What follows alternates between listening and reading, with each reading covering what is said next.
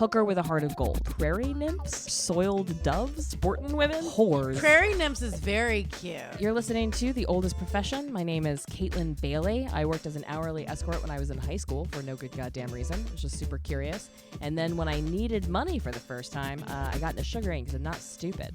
I'm Wendi Starling. I started selling my panties on the internet when I was 34. Then from there, made the very smart leap to sugaring at the ripe old age of close to 35. So I do that to help support comedy. So every week on The Oldest Profession, I am going to tell a story about an old hoe that came before us because it's the oldest profession, so it's got to have a history, right? And all these bitches have really cool stories. So I'll be telling a story from a sex worker, whore, lady of the night, woman of ill repute, whatever you want to fucking call it, that came before us. And you are listening to The Oldest Profession. To The Oldest Profession. You got to keep things spicy. What's fingerlicking good? I mean, come on. Obviously, The Oldest Profession has a history. That's a fun way to start. Rape is not a gateway anything. Yeah. Hello. Hey. Hey, welcome to The Oldest Profession. It's still Valentine's Day. It still is Valentine's Day. Don't tell anybody. We're recording our second episode. And this is always fun when we start to prep before the episode and then we just start getting fired up. We left a lot of good shit on the cutting room floor by just not having the recorder on. No, it's fine. We're professionals. We'll remember what the fuck we were talking about, hopefully. If Very not, unlikely. If not, there's Wikipedia. Sure. And we can just pull a picture of our pussy. Wendy's in charge, so I don't know. Oh, this is if going to any be of these are facts or true. Yeah, this is a fun episode because when we do two in a day, Kaytlin does research for one, and then Fun Aunt Wendi does the other one, and it's usually whatever porn I was watching the night before, and I'm like, this person. Vintage porn. I like it. Yeah, no, we're talking about today. I want to talk about Jenna Jameson. I remember her. Yeah. She's still around. She is still around. Yeah. And she's so now here's and a lot of times I know with the sex workers you just think like general, like we kind of go like old timey. Right. With and like escorts and madams and that stuff. But now modern day it's more prevalent. This is still happening. People watch porn on their phone constantly. Yeah. Okay. So we forget sex work is not just like, oh, I'm meeting you in a hotel room. There's all different kinds of sex Right. work. There's some sex work where you don't have sex. Mm-hmm. People masturbating alone in their room. Webcam girls, shout out, still sex workers. Right. Sex phone operators Yep. that have never removed an item of clothing professionally, still a sex worker. I'm taking Hooters waitresses. This is the big red umbrella. Get under here, Oh girls. yeah, for sure they are. Yeah. Yeah, and I'll take the barista with the low cut top too. Yeah, I absolutely. see what you're doing for tips. Female bartenders. Yeah. Yeah. Ones that use their tits. They're Right. okay. I mean, that might be a far reach. That's too big. Yeah, it's a bit. We're gonna get some mad emails. But no, those bitches are not listening to this podcast. Yeah. But Jenna Jameson, what I like about her, first of all, so I have a kinship with her, and I was like, I want to research her and see what her deal is, because my very first boyfriend, the first guy that I ever had sex with, loved Jenna Jameson. Okay. And we had this VHS. It was VHS or DVD? I forget. No, maybe it was one of the Probably two. VHS. You're pretty old. It was a VHS. I know, and this was in Maui. It was a VHS. It was a flip book. It was drawings, and we had to flip through, and it was just her fucking people. Did you have to roll the projector? I did, yeah. Right, yeah. Yeah, it took 3 days to come. Somebody rolled, the other person masturbated. Yep, and then when she And you always wanted to go first because after you come, you don't roll as good because you don't have the energy. right, yeah, and then if you roll past the money shot, it takes a day and a half to rewind. Back. Oh God. You have to unravel all that film. Ask your mom for help. It's an arts and crafts project. Get a pencil out and just like pull the tape back. Sorry, Jenna, if you're listening, she's probably not. We're sorry. We love and respect you. Yeah. So she's one of the last, but he loved her. And we had this tape, and I forget the name of the movie, and I could have Googled it, but I'm not going to because this is a fun episode. But it was like where she was like in space. It was like outer space. It was kind of like Barbarella, which was a great movie, but also real porny. Yeah. Did you see Barbarella? No, but I've seen like From the softcore 60s? porn. It was like, I remember watching that and getting real horny when I was a kid. Have you rewatched one of Schwarzenegger's films, like Predator or Terminator or something? Yes. Are The you one that thinking just- Conan? Conan the Barbarian? It just starts off as just like a gay porn intro. They're all oiled up and in perfect shape and absolutely hairless with really tight pants and a helicopter talking about how manly they are. Oh, that might be Terminator. It was one of the movies before they realized how little they should let Schwarzenegger talk. He's Yeah. got like lines that are just clearly too long. Like you see his eyes go like, and it ends like. I mean, like it's just. Yeah. Here, we'll help you. We'll just write it. His dialogue was on the other guy's back, but they put too much oil, so the Sharpie was just sliding bleeding together. He doesn't have a speech impediment. That's his dialogue was just dripping down someone's back. Those just lines are there. But she was but I remember watching this movie, and what I liked about her, I was always insecure. Like the boyfriend, it was the first guy I fucked. And I was always in my mind, and I think a lot of people are like this, where you're like, am I hot enough? Is my body good enough? Oh, yeah. I was convinced that if I had a single zit anywhere below my bikini line, that I was unfuckable. Like, that's why I got the tattoo, to cover up the scar tissue from, like, some bad pussy acne. Really? Yeah. See, oh my God, that tattoo, by the way, it's a great tattoo, but I remember you. the first time that I saw it, I was like, geez, and it's a tattoo. That's so cool. But I was like, Yeah, no, it's a banana pants decision I made at 18, but I love it. And I saw when we were doing the naked show, and I'm like, did you write your set list on your pussy? Yeah. It's a new thing I'm doing. And my set list is flowers because I am a parody of female comics. Flowers and cats. Flowers and witchcraft. It's getting weird. It's all right. Sorry, go ahead. But I remember watching this movie, and that was his favorite porn star, and she had like really built thighs and she's never was fat, but she was just like, and she's tall too. She looked like a real woman. She's like 5'8". Yeah, she's not a small person. No, she's really tall, and I remember being like, cool, and that made me feel better about my body because I had like the same like ass and thighs and but just looking like you go to the gym and eat sometimes. Yeah, healthy, fertile. Right. When healthiness was like real sexy, there was like a juiciness there, and like a heft and a weight of like personhood. Yeah, that's and I used to watch that all the time, and the reason we watched that together was because he was the first guy I fucked, and I remember being self-conscious. He said, well, I wasn't self-conscious because I'd never fucked anybody, but I remember we were fucking, and he goes, I love your pussy. And I was like, thank you so much. He goes, yeah, I love you have such a meaty pussy. Your pussy's so meaty. And then I was like, should I be mad? Right. Yeah. Wait, thickness isn't desirable literally anywhere else. Oh, by the way, being a virgin has never protected anyone in the history of humanity from self-consciousness. I reject the premise of your argument. Right. And I was like, oh God, wait a minute. Oh, wait, is that a good thing? Or are you just a weirdo? Yeah. And then I'm like, I remember I cried, and I'm like, you think I have like a fat pussy? He goes, no, it looks like Jenna Jameson. And I was like, I don't even know who that is. And men are like, women are crazy. And then he was like, here, let me show you this video. Yes. So he pulled this tape out of, like, from deep down in a box, and he was like, feminists, listen up. This is why you should always support porn. This is a feminist moment of, I'm sorry. I'm so excited about this. And so he pulls, I remember we watched it, and he goes, that's Jenna Jameson. And I was like, okay. And I remember being like, do I look like that? He goes, well, yeah. He goes, I mean, you have the similar body. He goes, obviously, like, she has fake tits. And he goes, and you're like your legs are a little bit thinner. He goes, but you guys have the same like build, and like, look at her pussy. That looks like your pussy. And I remember as a 19-year-old being like, yeah, good for me. Good for us and our big old pussies. I've got porn star worthy pussy. Yeah. And so that made me feel so good about myself. Yeah, you've got superstar pussy. Yeah. And that was one of the last films that was an end of an era for porn. Yeah. Because she started in in the early 90s. She was a dancer. She was born in Vegas in 1974. Yeah, her mom was like... Yeah, her mom was a showgirl. Yeah, which is, I think, a kind of sex work. I mean, it's also... Sure. It's the Follies. It's like the Follies Bergère type thing, the Follies at Tropicana. Yeah. When I was a kid, we would go to Vegas, and my parents would take us to go watch the topless dancers when we were like kids. Which I think is amazing. Yeah, so we watched all that, and it was like normal. But so her mom, she grew up in Vegas, and then she started working. Well, it was she's before I get into like the sad thing. Yeah, sure. But she started working as a dancer when she was like 17, 18, like right when she was barely legal to start dancing. And she wanted to get into modeling, and they cut her because her teeth were fucked.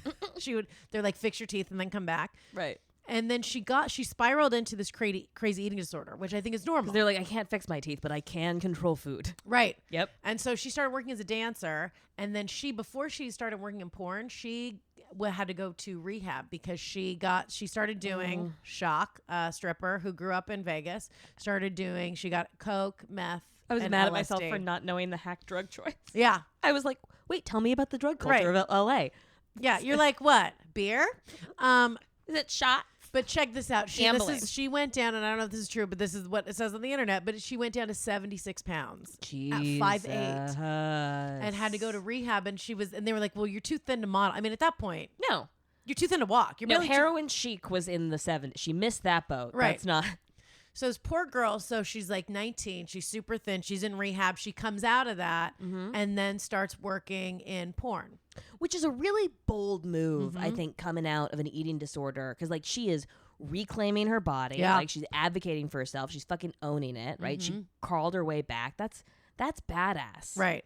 And She's a survivor. Yeah, and I didn't realize that until doing research. I didn't realize that because the first time I saw her, and I think later, if you look, when she got out of porn, because she's semi-retired in 2008, she was like, okay, I'm going to stop doing porn. Yeah, well, she retired because she's a genius businesswoman who built a fucking empire, so she can go to sleep all day and make money, which is how you fucking do it. Yep. And her weight kind of fluctuated, and then but that's a normal thing, I think, in eating disorder. And we talk about, like, obviously substance abuse and addiction, specifically in the sex work community, but eating disorder is a big, I don't know how that's not constantly sex workers, porn stars, models, and aren't constantly also just dying wrestlers and actors. And like, I mean, it's one of those things where like, I bet eating disorders are correlated with sex work for a lot of different reasons, right? So like it's something that you can control. It's certainly a body obsessed thing. We live in a body obsessed culture, like all of that shit. But also, women are doing horrible self-harming things to their body in order to fit into a really dumb image of like narrow, limited femininity across the fucking board. Yeah. So like, talk to me about how sex workers are suffering. Let me talk to you about how women are suffering. Right. Yeah. No, and even so Jenna Jameson, so she got implants when she was in 94. So she got when she was 20. When it wasn't safe. Right. Absolutely. She's super thin, comes out, starts to get healthy again, is trying to get in recovery, and then like boom, starts getting into porn, and then fake tits. Yep. She goes from like an A cup to like a D. So then she starts working, and then her body went back up. She got to like a healthy body weight, and she became rapidly. What's so cool is she was doing like acting films. These were when it was films where they were like feature length films. Oh yeah, they thought they had to tell a story, right? So they made up like plot lines, and they employed writers, right? And they were getting. She signed a deal. Her first it was an 8-picture deal for $6,000, which is not a lot of money, but it was in like the 90s. It's still, but then that's like first and last month's rent. You can like get started with that. Right. Yeah. Right. But that's also, I mean, what year is it now? Who the fuck knows? Was that 20, 30 years ago? 20 years ago? 30 years ago. I am old as fuck. 20? Let's knows? not 25. do the math. We don't know. I'm not. I should have done 1994 ago. We don't know. Yeah. 1994, 2020. Look at that. 33 years. Do you need a moment? Yes. Okay. I was holding for applause. We're going to get a tweet. Someone's listening. They'll be like, it's 24. Kill yourself. It's 34. Yeah. Kill yourself. You can't even process it. I know. I'm like. I remember 1994 too. Yeah. Yeah. It's 24. It's 24 because I'm 36. 24, yeah, because it's 24. I'm 31. Look at, you can't, look at, we don't even know. It's 24.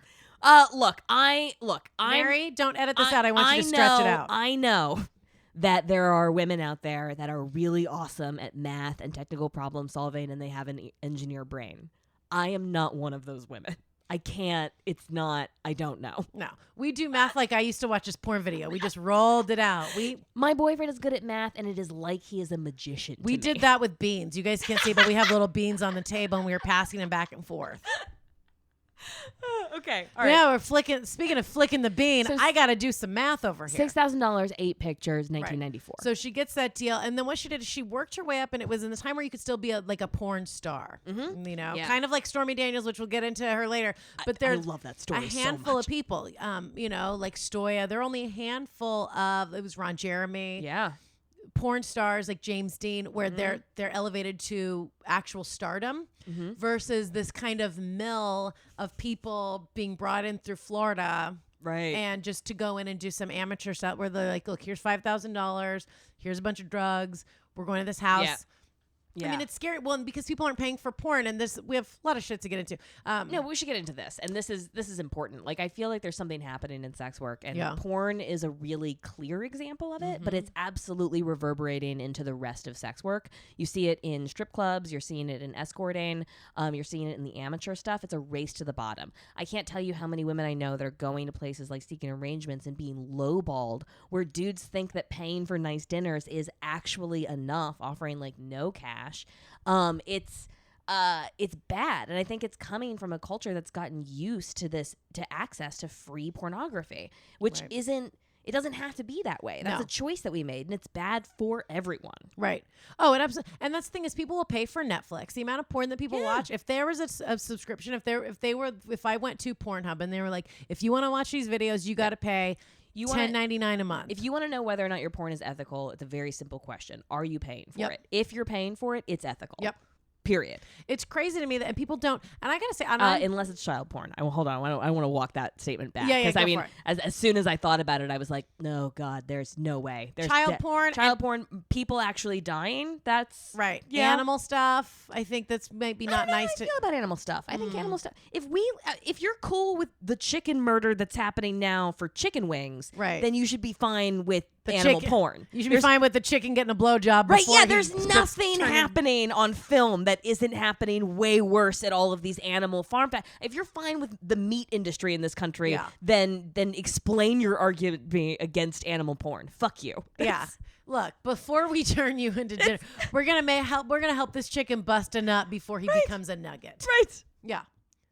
I'm with it. I just don't know that I would watch it.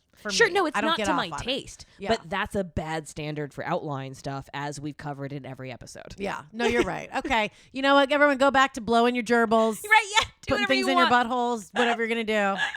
The butthole thing is a myth that came from a 1980s novel about sports.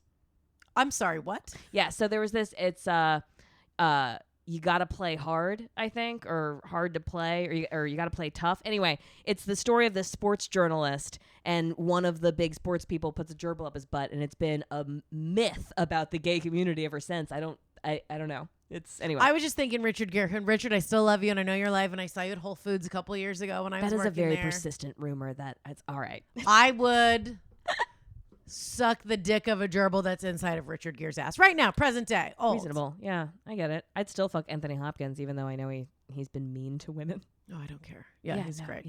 We discussed in the last episode. We like people that are mean to us. Yes, we like mean old people. Right, and he's recovered, but he used to be an alcoholic, so I'm sure he's got those shitty tendencies still. Right. Oh, yeah, absolutely. You can't cure narcissism, guys. You can just stop drinking. Thank God. God bless it.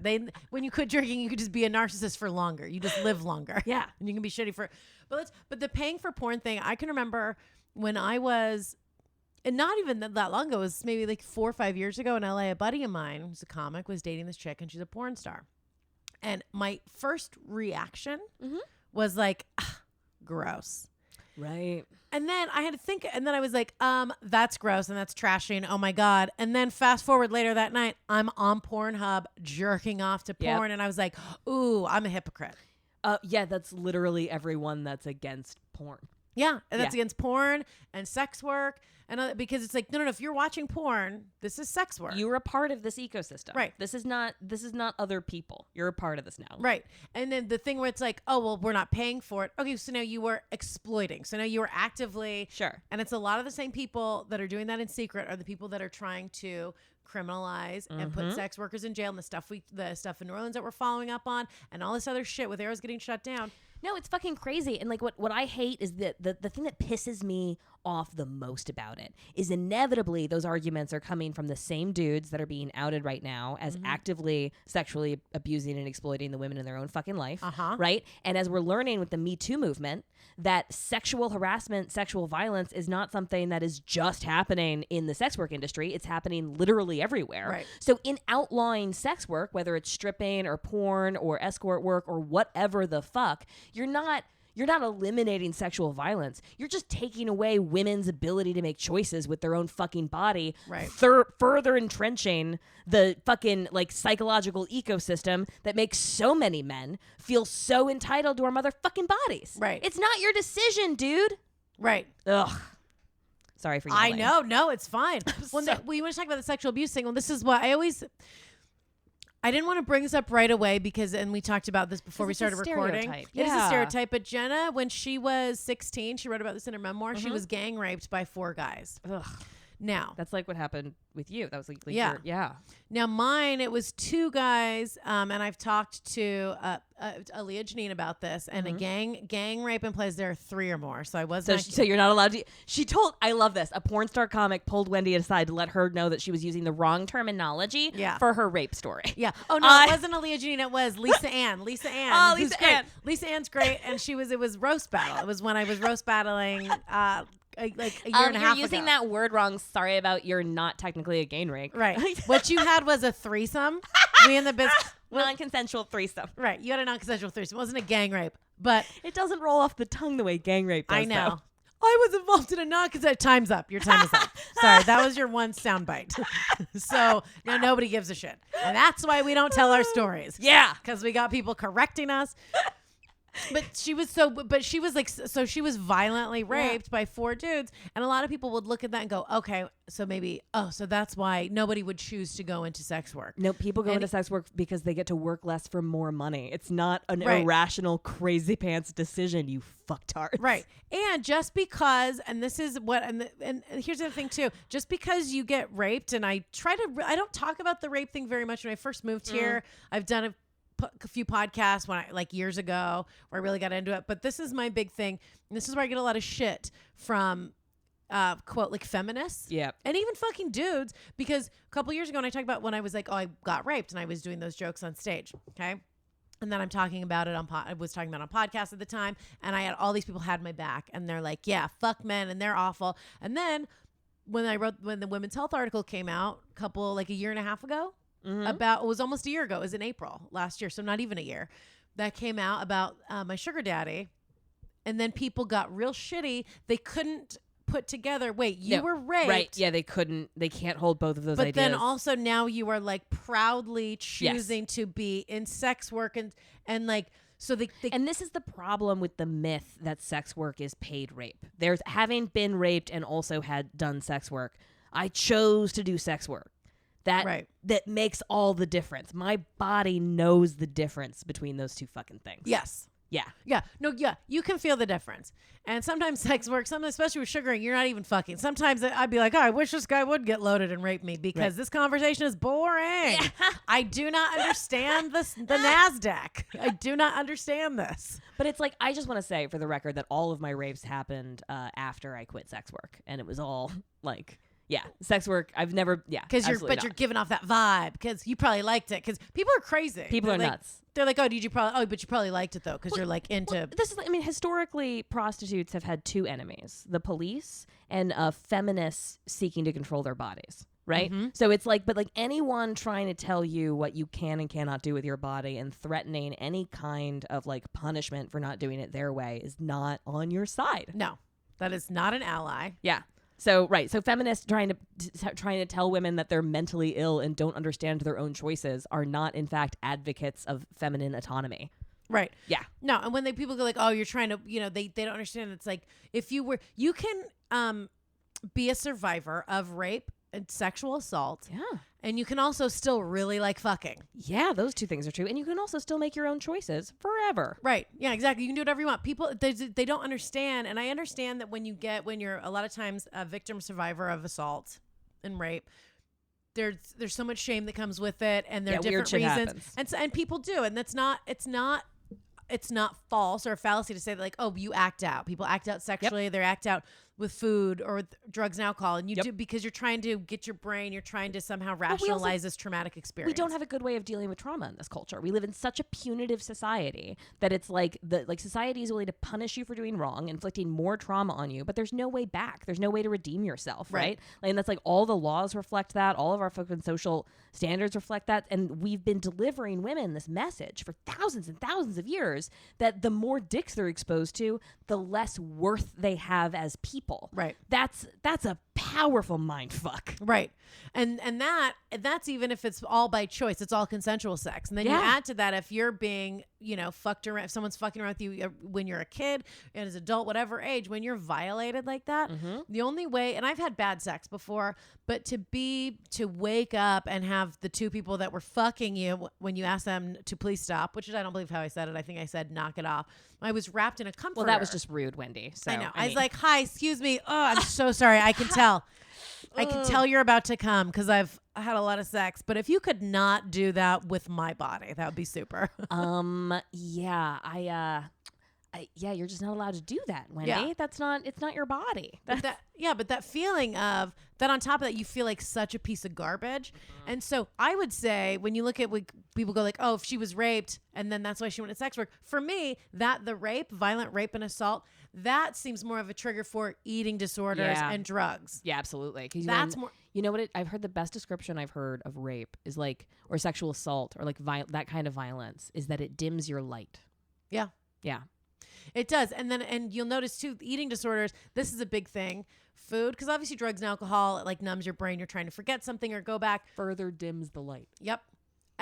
And also you're like, oh, I feel like a piece of garbage. And so unless you can somehow justify that or change that, then you just start to behave like a piece of trash. Right. Because the other thing that's true, or at least feels true when you're in that mindset, is the brighter your light, the more of a target you are. Right. Yep. So you start self-dimming the light in the hopes of not being seen. Yep. Yeah. And you'll have with eating disorders. I know this as a trainer. Yeah. I had a lot of clients, female clients, more so than men, but they would be like overweight. And a lot of it was would be like, take 2-3 sessions in and they would just start crying about they were molested or they were raped. And so part of it is a protection thing where they're like, okay, how do I become unattractive? Yep. And so they're like, let me gain weight, or they lose a bunch of weight because how do I become less? How do I physically become less of a mass on the planet? Either way, it's a detachment from their body. Right. Yeah. Yep. And it's a control thing. It's one of the very few things you can control is your weight. Yeah. Yeah. No, even prisoners can go on hunger strikes. Yep. Yeah. And so that's more indicative of that. So for me, I look at to hear her come out and be like, and now I'm going into porn, that is very like, that's empowering. And if you watch her films. Yeah, no, and that's the thing is like, she's choosing to brighten her light. Yep. She's choosing to have more eyes on her. She's choosing to she's like, no, I'm going to control this thing. This is not a weakness. This is a strength. Right. And I think that that's true about sex workers across the board. Right. Especially survivors of sexual assault. I never thought about it like that, but you're right. You just turn it all the way up. It's like, no. You're not going to crank. No, I'll set this whole thing on fire. Guess what, motherfuckers? Just stadium floodlights come on. Yeah. And just all out. And she still is a bad bitch. But she was like the queen of porn. She was in a shit ton of films. And so much. She's a cultural icon. She was on, like, I remember seeing her on Comedy Central and like around. Like, she was talking to all the cool people I wanted to talk to. And she crossed over mainstream. And a lot of it, not all, but a lot of porn stars, they're part of their thing is they also want to be performers, and so they want to cross over to mainstream. Well, they are. Think about the character development that they have to go through. Oh, I wanted to ask you about this too, because this is something interesting. So this is always fun to me when I talk to friends like who are porn stars or dancers, even escorts. And I had a guy that I met on SA that when I told him, because I have a fake name on the profile, but then obviously, and then when I meet someone, it's like, not that I'm, but I mean, you can take a picture and put in Google image search and you have my information. Right. Yes. Right. So it's not like I'm dimming in that way. I'm not like dimming the light. It's like, no. It's pretty fucking clear. Right. Yeah. Especially with facial recognition. Cause I did that Google Arts thing too many times. And so the internet has my shit on lock in all different hair colors, makeup, no makeup, hats, probably with a ski mask. But so I don't give a fake name and I'm pretty open about, but my whole thing is I'm like, hey, don't Google me, don't come to shows, don't hang out. And if you are going to listen to podcasts, I don't want to fucking hear about it. Right. Because now this is it's too much. Yeah. We've talked about this is what I love. Jenna Jameson. So her first name was Genesis, her dance name. And it was Jenn. The goddess. A-S-I-S, Genesis. Yeah. And then when she was then she was becoming a porn star and she was like, Jenna James. And her thing was, she's like, I don't want to sound too porny. And she was drinking whiskey. Yeah. And they were like, what are you? She was on the phone with her manager. And she was like, what do you drink? Well, what do you want it to be? Drink Jameson. So that's her last name. That's great. And so to pick did you ever have, now the fake name and the persona creation, I think is huge. Yep. It's such, and I know that porn stars obviously do it. And there's some names where it's just like too much. I can't. Hairstylists are starting to do it. Yeah. Have you noticed this trend? I walked into a salon yesterday and she was like, "Hi, my name's Star," and I was like, "What is happening? Like what?" Yeah, everyone's got the, and I don't. Yeah, because it helps with sales jobs, especially if you hate yourself for it, because like it creates that psychological distance. Yeah, right? I'm not doing this. Star is doing this. Right. I'm not saying Star gave me a great haircut, didn't try to upsell me on anything. That's those. I had a wonderful experience. Star, it was wonderful. Thank you. But like, you know what I mean? Like it helped. It also for like semi-intimate things, right? Like the kind of conversations you have, masseuse, intimacy things. It can also kind of create that distance. Yeah, that's an interesting thing. And the guy I met on SA, he had a chick that he met through SA, and they were together for like 3 years.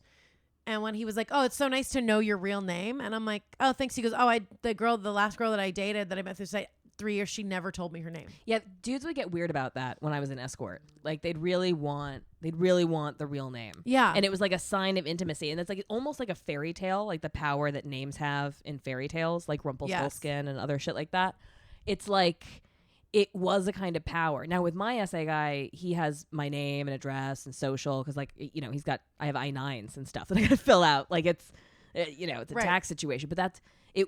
And that's one of the measurable, or I don't know, that was a big difference between hourly escort work and the sugaring, and that the level of intimacy in terms of using my real name and what that meant. Yeah. But yeah. If I was going to, and I thought about this, if I wasn't doing comedy, if I was just doing straight sex work, I would for sure do a fake name. Yeah, absolutely. Oh my God. I didn't even tell you. Do you want to talk about fake names? This motherfucker, and we had this conversation. I felt so duped because this cunt, and I really like him, and he's great, and Wait, what? This dude, the guy, I don't know that I told you this. You did not, so. It's not that big of a deal. It kind of is. So this guy that I met through SA, that I was seeing for a while, and he's really cool, and like I never had his phone number. It was all email, obviously, and like secret emails where it's like with our fake names and all bullshit. But like, I called him by the name that was on his email account. And he called me Wendi because that's my name. And that's what I told him my name was. We were seeing each other for like 7 months before I found out that was not his name. Oh. And I almost threw up when I realized that because I knew he was married. And but this was a page arrangement, right? This wasn't like. Yeah, but it was like. But it was just such a strange, like, I remember feeling like I felt like I was going to throw up because I felt like, oh God. And that was kind of like the break where we started, there was like a breaking point. And then I was like, I don't know. And it sounded strange, but I was like. Were there other like hair on the back of your neck moments with this guy, or was that it? The one where he showed up and he had scratch marks all over, like nail marks all over his back and arms. Uh-huh. And I was like, oh my God, what happened? And he goes, oh yeah, my wife, we got in a fight and she just got really angry. And I was like, oh yeah, if that's not a sex injury, that's. And I was like, huh. And I remember being like, okay. And he's very sweet and calm and docile, aggressive sexually, which is fine. I don't mind that. But he's very docile. But I remember when he told me, he was like, oh, here's a hotel, you can go check. And I was like, can I check in early? Because he was coming in from a flight. So I was like, okay. He goes, oh, and here, this is my name when you check in. And I remember seeing the name and that it was a different name than the one that I knew. That is at least a sign that like he wasn't trying to con you. Right. You know what I mean? So it wasn't like a no, you can't check in early for mysterious reasons. Like it was, like, here's my name. But yeah, no, I see why that would be disconcerting. Yeah. And I was like, huh. Okay. Like, cause he'd listened to like my podcast that I'd done, and I felt that felt to me I felt kind of violated because I'm like, you have so much information about me and you're not even, and I was calling you your fake name and it didn't bother you. Right. And I felt and I was not conning him, in any way, like, because I felt like I like sick to my stomach. And then I was like, you got to listen to that. Did you cut off? Yeah. After that I was like, okay. And then the scratch marks, and it was just weird because I dated a guy once that ended up, he stalked me really badly and like aggressively stalked me to where I had to go to court. And his story, we went into a bar. This is years ago in Santa Monica. We walked into a bar. We just start dating. We walk in and he turns white like a ghost and he goes, oh my God, we gotta go. And I was like, why? What's happening? And he goes, oh, my ex-girlfriend's here. We gotta go. And I'm like, we just ordered drinks. And he goes, I'll wait for you outside. So he goes outside of the bar. And I'm like, So what? obviously you sat there and finished your drink, and then Yeah. And I was like, what's going on? And so I finished my drink and I went outside and I'm like, what's happening? And I'm like, he goes, oh, she's just crazy. And like, she'll freak out if really, she because sees me you're with the one someone. acting like a maniac right now. Yeah. I mean, yeah, I love this bitches be crazy line, but you're the one standing outside. Right. Is she a human? Is she like what? Right. What do you think's gonna happen? Yeah. I'm like, when did you guys? He's like, we broke up. He's like, a year ago, but she'll just be really angry, upset if she sees me with someone. And I'm like, Probably not. at the time, but this is, you learn things as you go, right? No, of course. But at the time I was like, well, okay, I maybe, you know. That is a radical feminist move, is like whenever a dude tells you about a crazy person, just don't believe him until there's more evidence. Right. And what I found in the few times that that's happened is like, oh, then I later find out, oh no, you're the psycho. Always. His Literally thing with her, always. and I remember he said to me, and he was like, I was like, what's the deal? Like, what's going on? And he goes, she's really violent. And when we broke up, she was really upset. And she, it was crazy. She tried to like tell people I was stalking her, and she made all these crazy claims. And one time I was driving down the street and she was stalking me, and she's so crazy that she hid behind a bush and I was driving away and she jumped in front of my car and tried to make it look like I hit her. Very unlikely. Can you hold on? So what he's expecting you to believe, Yeah. is that a human being, Yeah. threw their body, Yes. in front of a moving vehicle, Yes. in order to fuck Yeah. with the driver of that vehicle. Yep. Even animals don't do that. I know. Okay. All right. And at the time, and I really liked him, and if I'm being honest, so I at the time was living in Hollywood and I was working in Santa Monica at the Whole Foods, and he lived right across the street from the Whole Foods, and I was like, he's cool, and he's a good, and he lives. No, it got you like an extra 2 hours of sleep. Yeah. And that so, was worth it. Yeah. So I we get dated it. for like a year. I mean, 100%. And I'm like, whatever, he's cool. Yeah. It's probably. But then down the road, when I broke up with him, because something was just off. Yeah, no, that's not a guy that you're allowed to say no to in his mind. Yeah, and then I broke up with him, and then he lost his fucking shit, and I had to go get a restraining order against him, and I had all kinds of evidence and all kinds of proof, and this was the whole thing where, like, I had to carry a knife with me. I changed my hair color. They moved me to a different store location because he was like aggressively stalking me. Yeah. And like sending me letters, and he was hiding out behind bushes by my car. Oh, yeah, no, totally. It was his ex-girlfriend that did that. I mean, that's not, oh my God. And so then in my brain, I was like, oh God. And then it clicked, and I'm like, oh. He just does this to women. Oh, he had to leave the building because she probably had a restraining order against him, and he couldn't be. That's what it was. That's what it was. That's 100% what it was. Anyway, so knowing that kind of shit, that's with the fake name thing. Young witches, listen. When men tell you stories about women, know that they are telling you a story about themselves. Yeah. Usually. Yep. Well, and that's why with this guy, it was such a strange thing when the fake name, but yeah, the scratches. Yep. And it was like, oh, my wife, and I'm like, what were you doing to your wife that she felt the need to scratch you to a point that she left marks? And, like, yeah. it would be and dudes, the lie that you tell in that situation is that it is a sex injury. Right. That's the only way to turn a negative thing into a positive thing. Yeah. No. Oh. It just seems crazy. And I remember being like, and then the fake name thing, and I was like, I just like something just seems, and he's a great guy, and then but just stuff it just seemed off, and I was like, I'm not willing to investigate this further because your mind won't let you go there. Not if you can't leave. Your brain won't let you see it. Right. Because you can't leave. Right. Yeah. But anyway, so that's the fake name tangent. Oh, that went real deep. That went really the stalking deep. Yeah. thing, can I tell you in the stalking thing? Here's what else is fucking crazy. Just deep aside, but something for chicks and dudes listening, just so you're aware, because I know that with all the, and there's stuff now and the memes are going around and people put the quote and the quote that men are afraid women will laugh at them, women are afraid men will kill them. Yeah. Right. And that's true. Now here's something, and you want to talk about, here's another, why don't you report it? Why don't women report when they get attacked, when they get assaulted, when they're being followed? Because if there are any consequences at all, you get 100% blamed for them. Right. And that is usually met with violence. Oh, I walked into the police station with a package that this guy sent me. Mm-hmm. The guy who stalked me, and he recorded. It was 2.5 hours long. My buddy transcribed it because I had to go to court. 2.5 hours long, a podcast style recording dedicated to every month we were together. And he would read text messages and have a song and then write about what he learned and it was. And the letter, it looked like a serial. Sorry, Mary, a serial killer. Part of me is like, that's actually not a bad podcast idea. I know. I'm we sorry. could, dude. That would be an off. We could read that. Yeah, as a bonus, a Patreon thing if we want. Fantastic. Sold. So, but he it was crazy, and it looked like a serial killer's writing because it was, and he would put a new date anytime he had a new thought. So it was this patchwork letter that had been put together over 6 or 7 months of him just like stalking me and coming into the building and like into where I worked, that way I say the building, he would come in there and it was insane. And I remember I went and it was stuff like, if I can't have you, nobody can, like basic stuff. Oh yeah. He sent me videos textbook violent man. Oh yeah. Shit. We're going to explode. And the next time I get a hold of you, I'm never letting you go. And we're going to explode into light. Fucking scary. Why are you doing this to me? He made these crazy videos of him doing this crazy dance with like a machete in the background. I fucking swear to God, dude, I was so afraid. Yeah.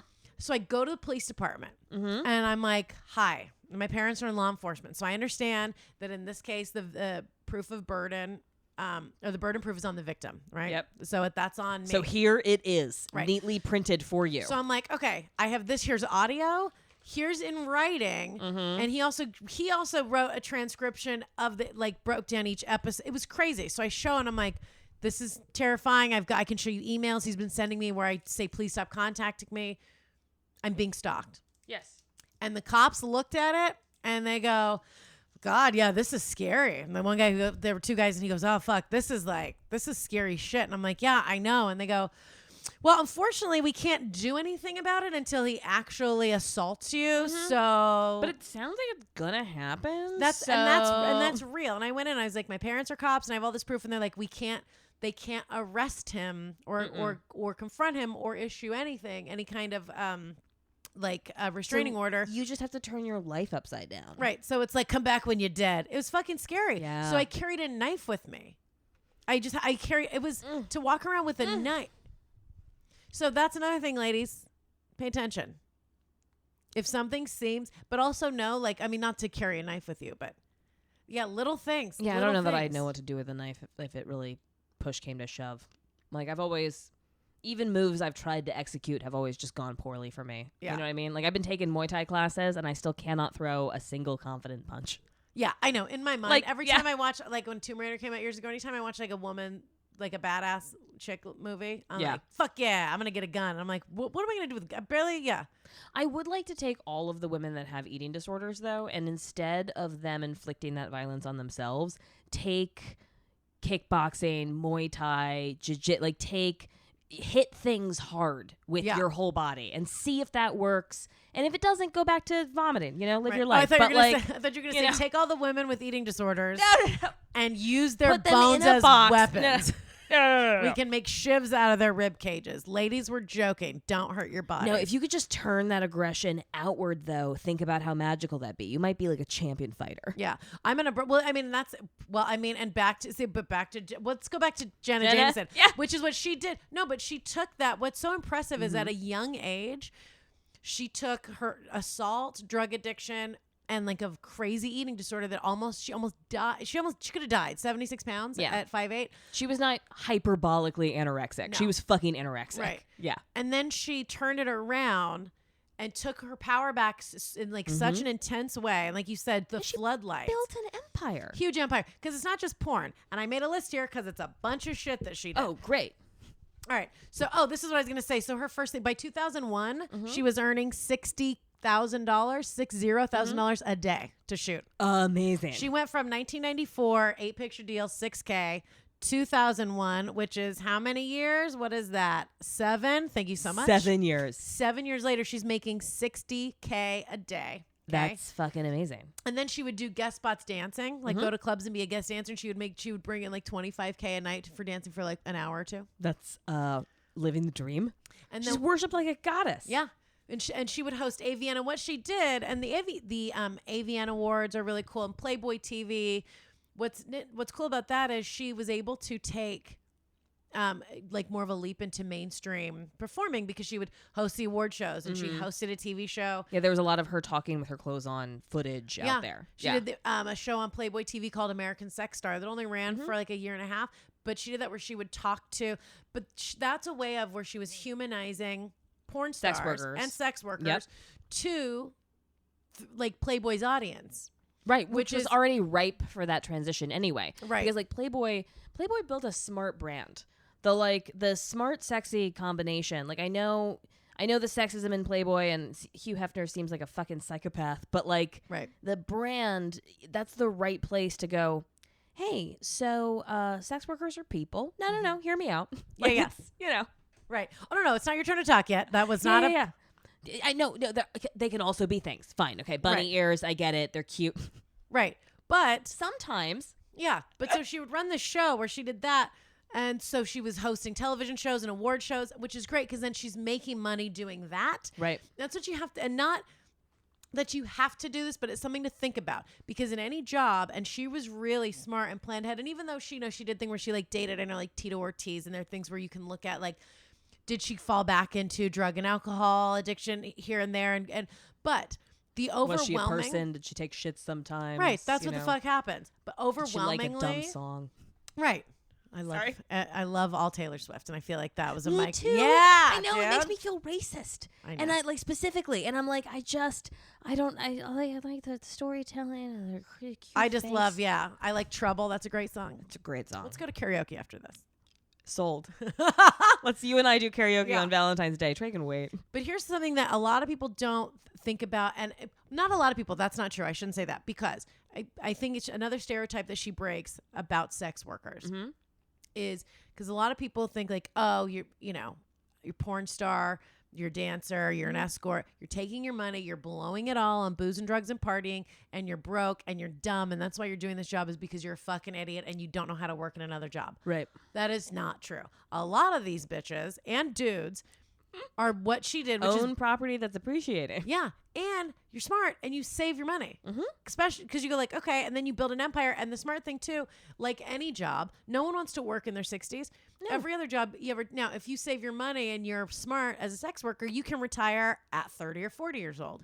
Yes. And do other things. And you can retire from, like Lola Davina is a great example. I love her. I just bought her book, Thriving in Sex Work. She's a bad motherfucker. You've been telling me about this book. I've got to get a copy of it. Yeah, it sounds I'll let you borrow amazing. It when I'm done. Yeah. Well, let's give her money. Let me buy a copy. Buy a copy. Yep. Yeah. I ordered it off Amazon. It was great. It came the next day.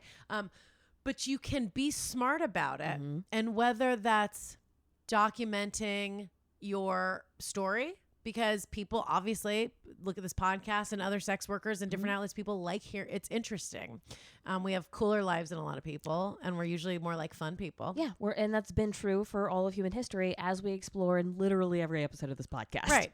But to save your money, look at it like a regular... Be an old pro. Right. Think of yourself like a freelancer, like any other freelance job, which you are.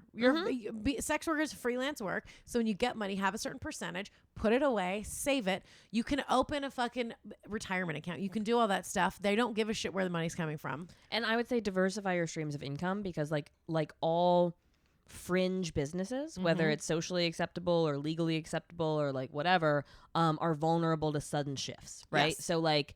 that we've seen this a couple of times just since we started recording the podcast, like when websites have been taken down, Backpage had their new policy, when the government chooses to target a vulnerable target, like sources of income can go away quickly and unexpectedly. Right. And you'll have no recourse because because what you're doing is illegal or frowned upon or not protected.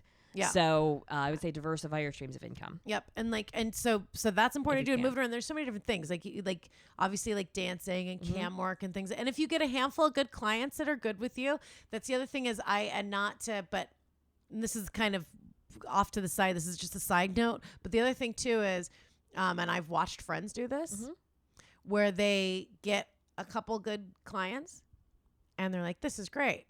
I wonder, you know what? I'm making good money. I can pay for shit.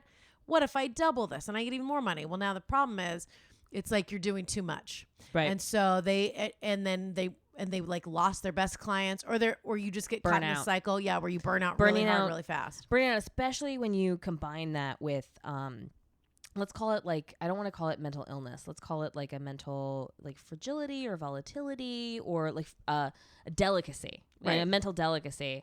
You can end up a burnout can turn to burning every bridge that you've ever built in your whole life in like from 0 to 60. Right. Like, you know, you can do enough, you can overdose, you can lose all of your entire social network, you can end up in the criminal justice system, which is its own kind of fucking like Machiavellian hell, you know, like people get trapped there because it doesn't make sense and it's terrible. Right. So yeah.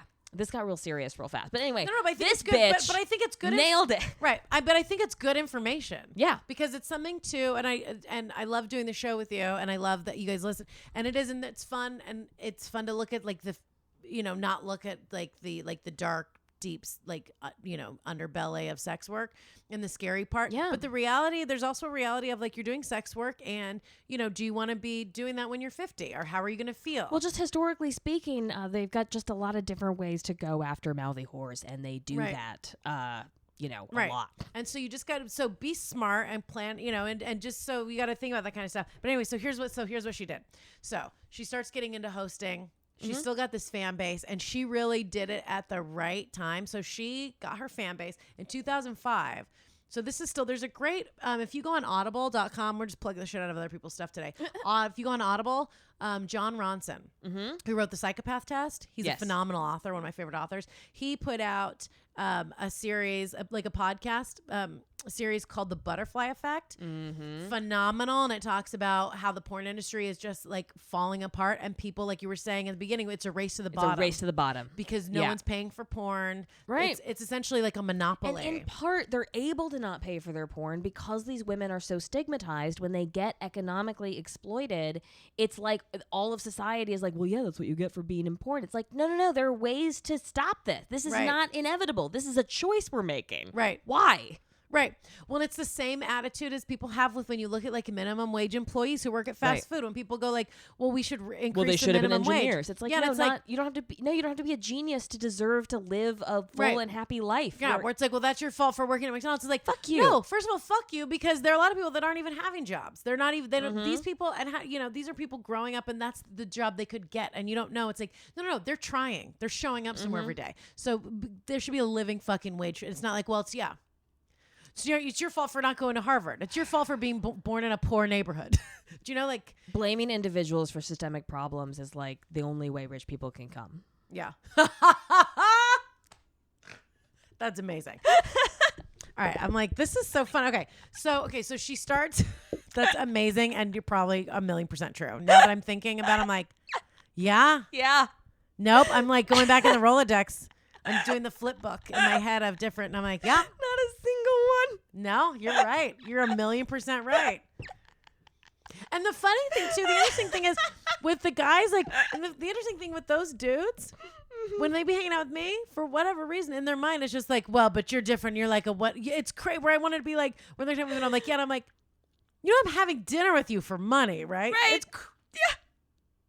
I'm charging you to buy me a glass of wine. We're like, but for whatever reason, but I think there's something in them. Trey and I had a real conversation the other day where he told me to type in to the cab thing or whatever, and I hit 30%. Yeah. Because I just read this news story about how cab drivers are starting to kill themselves on the steps of City Hall. That 2 of them, that happened twice in the last month. Yeah. Because of systemic issues, right? So like the value of the medallions that they used their life savings and took out a huge loan to get have become worthless because Uber and Lyft have devalued the taxi cab medallion so much that these people are working like 120, 140 hours a week to pay off these impossible loans, and like they're drowning. And so they're committing suicide on the steps of City Hall. Holy shit. Rather than admit economic defeat and everything that entails, right? In this country that punishes its poor. Yeah. Right? So I hit 30%, and Trey was like, what? And then hit 15%, and then did the thing. And then we got out of the cab, and I was like, Trey, the cab drivers are committing suicide on the steps of City Hall. That's a thing that's happening now. And Trey was like, yes, technology disrupts a lot of industries. We've got to have better transitions for that. And I was like, what? What? Yeah. I don't. Okay. Yes, you're right. And also, what are we doing? Right. And I try to tip cash as much I as will I can. bankrupt us tipping too much if that's a thing that you can do, but I don't think it is. I got a massage yesterday on someone's credit card. Thank you so much. It was my present to myself. And I tipped, it was like a 30% tip. Yeah. But it's a nice thing to do. Yeah. And especially if you're around like hyper wealthy people, a lot of times they don't give a shit. Or either they really they'll do the 15%, and I'm like, when they're like, that was before tax. I'm like, get the fuck out of here. I'm giving them 20 of the dollars that you just gave me to tip. Those are autistic people, right? Yes, that's an insane thing to do. But anyway, so Jenna Jameson, let's figure out how you can support her. Yeah, how can you support her? How can we buy? She started something. It's called Club Jenna. Okay. But going back to check out The Butterfly Effect by John Ron. It's very interesting because Jenna Jameson really was one of the last porn stars to be able to build this kind of an empire. Yeah, she's an icon. And live off of it, and it's sustainable.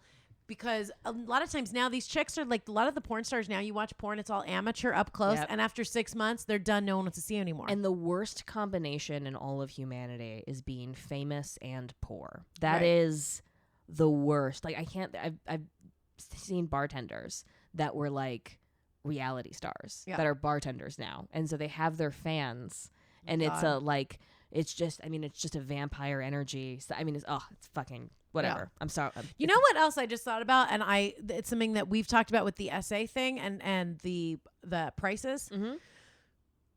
This makes sense now with the porn, and I the parallel, because it's like, because right now what's happening is, and it's the same where people want the service that a sex worker provides. Okay. So they want to go and have a sexy, beautiful woman or man, but mostly it's dudes paying for chicks. Cause dudes suck and chicks are the best. Honestly.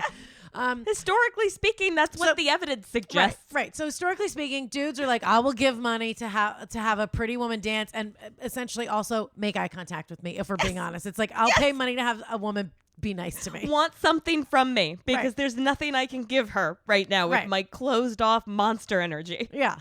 So they'll go to do that, but that's why you have like guest dancers so they want that, and they want to watch porn, and they want to hire an escort, and they want to have that experience, but they don't want to feel like they're dealing with quote vulnerable sex workers. Yes. And they're dealing with quote professionals. Yes. Which is why the essay thing, they're like, they would just like, oh, I want to go to dinner, and they want you to pretend like you don't want to have a like professional headshot, and they want to think that like, oh, we're just like, I'm just having a nice time with a gal, and I'm just helping to pay for stuff. And the same thing with porn, because I watch a lot of documentaries on Netflix and the stuff Hot Girls One and things like that. And what they do is an amateur, if you watch porn, a lot of like the porn stars, and I'm guilty of this too. If it's a professional looking porn where it's like Brazzers or something like that, where the chicks are like tongue rings and fake tits, and they're like professional porn stars, I'm just not into it. I can't get off on it. I prefer to watch amateur shit that looks like it was done like voyeuristically. Yeah. And I mean, where all the emotions feel real. Right. And even though, but then I'm like, but then that's kind of, because part of me goes, I have the same thing though. And so I understand that of like, well, I don't want to watch like professionals. I want to watch like people fucking. Right. And the illusion of that has is convenient in that it also actually lowers production value and actually cheapens labor. Yep. So now you're in this economic cycle that people are pretending is like punishment for the moral violation of having sex for money. And it's like, no. This is a math equation we've seen in literally all the industries. Yep. Like this is... Even fucking Whole Foods did that, where they were like, oh, wait a minute. And when Amazon bought them, they went, instead of having full-time employees, we had 4 full-time employees in one department, and they were all like supervisors and managers. Huge store in Tribeca, so we needed it for all the departments. Yeah. But they were like, okay, here's what we're going to do. You guys have been with the company for 10 plus years. We're going to make you all re-interview for the job that you already have. Yeah. And then we're eliminating 3 of your positions. And these are your options. You can either, we'll fire you and you get a severance pay, or you get demoted and you get a lower wage. You lose your title. And it's like, well, wait, what the fuck? But it's so either you stand here while we insult you to your face and say, thank you, sir. Or you get the fuck out. Yep. And it's what they would started doing is they all their full-time employees, they just cut. And they were like, look, you can either leave and we'll give you severance pay, or we're demoting you to part-time. And they did that across the board. Because and what comes with part-time is no benefits. Absolutely. Which are expensive. Yep. And so it's the same kind of thing where you go like, okay, so then we'll just pay less money. So we're getting, and then you just run through. Like, the turnover rate is so high because it's not sustainable. Why would a company like Whole Foods that is so royally fucking its employees by denying them access to affordable health care against universal health care? I would think that it would be exactly companies like Amazon and Whole Foods and Walmart, all these mass exploiters that would be like, oh yeah, maybe if government paid for healthcare, that would eliminate one of our biggest line items. You dumb fucks. Yeah. Why are you so pro human suffering? Yeah. And it's crazy. And the turnover rate is so high. And then, but you can see that in porn. And I feel guilty for but I think it's good to admit this and have a conversation about it. Yeah. Because this is something that I can for sure change and find a way to pay for porn. I mean, and I think obviously by doing this podcast too, we're hopefully like pay for porn, pay for us on Patreon, give people that are doing things that you like money. That's the only way we're going to survive this. Right. Is we have to create direct lines of support from audiences to artists, or like big ideas and chunks of knowledge and belief systems are going to die in a violent way. Right. Like, because like this is becoming, look how this is being consolidated, right? There's Google, Facebook, and Amazon. That's it right now. Like that's crazy. Yeah. That is crazy. I know. It's terrifying. And so then you look at, and the problem is with the gig economy, which we talked about a couple episodes ago, there are a lot of good things to it. But the thing is, we're operating under like the premise of fear, and a lot of people doing that. And Trey's great. I love him, but it's the same. He's afraid of losing money. So instead of giving the 30% tip, and like, let me help you out, it's like, no, fuck you. That's mine. The ship is sinking. That's my life raft. Right. I'm taking that 50%. I deeply empathize with that impulse. It's survivalist because I have the same. instinct. But I got to tell you, not to sound like some kind of a hippie, but money is energy. And when I've received large sums of money, I will donate it, or I will give it to somebody, or do something to help. Net. And as soon as you start to do that and you trust, then you get more and it comes back to you. Like, now, this is the same philosophy that keeps fucking dumb cunts Christian TV preachers rich. We don't mean mail us money, although we do want your support on Patreon. We do mean give it to the community, not us specifically. Right. This is what every dollar you send me, God give back to you 1,000 times. I don't know why that got racist, but I meant for it to just be Southern. Right. Oh, and my philosophy comes from the hippie way of money is energy, and it's on a wisdom card by a woman named Louise Hay, who you should pay. Right. And I did. And I bought those cards from her. Now, again, I didn't want to bring this up until later in another episode to save for Patreon. But when you donate money, you also get into heaven before everybody else. Yes, that is something we can offer. That is true. Yes, that is true. That. Yes, we can. The we money are is witches. But no, you can see that even in porn. I look, and but the problem with this pretending like we're not sex workers is that, and I've had this where I'll like watch a video and it's like an amateur video and I'm like, oh, cool. And then I'll see the same chick or the same dude in different videos with different people. And I'm like, yeah, fuck this. The magic is gone. Instead, but it's sad because then you make them disposable. Right. It's the same with these, like a part-time employee that just the turnover rate is so high because you're not invested in them. The more we automate. Yeah. I heard about a brothel that started renting out access to sex dolls that they cleaned, and then I threw up in my mouth. Oh, I read that too. Yeah. Yes, sex doll escorts. Right. We got to do more. We'll do that. Why pay a human when you can just buy and clean and maintain this robot? Yeah. Yeah, it was like a brothel with sex robots. My worst fear is that the robot just becomes the new standard model employee. And so you have maidens that are like, why can't you just be more like this robot? We literally programmed this robot to model for you how we expect you to behave. Right. Why are you not doing a better job of emulating the robot? And then you have to there's a whole new HR department about, you can't dehumanize people. Like dehumanization becomes a thing. Anyway, these are my nightmares. You can't dehumanize someone except for Sally because she is not. She's literally not human. Literally not a person. Yeah, this is the only person. This is our. They should have. But she is our model employee. Please act more like Sally, quote unquote Sally. Yeah, the Sally bot. Okay, Sally let's never see where gets you sick. can. Sorry, I know. Sally never gets sick. We had her in a brothel. She got fucked 17 times, and guess how many times she's been pregnant? Zero. She was sodomized, and was she late to work? No. In fact, she was early, and she was clean. Let's look at how you can.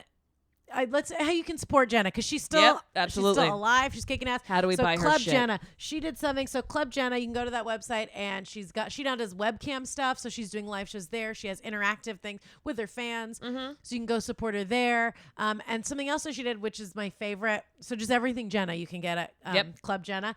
One of the coolest things that she did is something called a moan tone. Wait, what? Which I think we need to maybe look at doing for Patreon supporters. A moan tone, like for your phone. Oh, so she moans into the phone? Yeah, like Kevin Hart did that with he has like Kevin Hart emojis for his thing. She has moan tones. We could for sure do something like that, but it's just us like. Yeah, no, I think it should be us. We should call it the cackle, the cackle ring. Yes. Yeah, cackle ring. And just cackle into the microphone. Yes. Yeah, we can do. Yeah, just do stupid shit. We'll just find real good outtakes. Great, perfect. And then we'll sell it for a ringtone so you can annoy your friends and family. I hope we have several of us burping. Mary, can you put that together? Just us burping into the microphone. Oh, I don't. I do burp. I don't. I mean, you for sure. You have sounds of me crumpling paper trying to get the last bite of a cookie. All of us eating. All of us chomping all the time. Yeah, you for sure do. Yeah. All right. All right. Great. Where else? And is that it?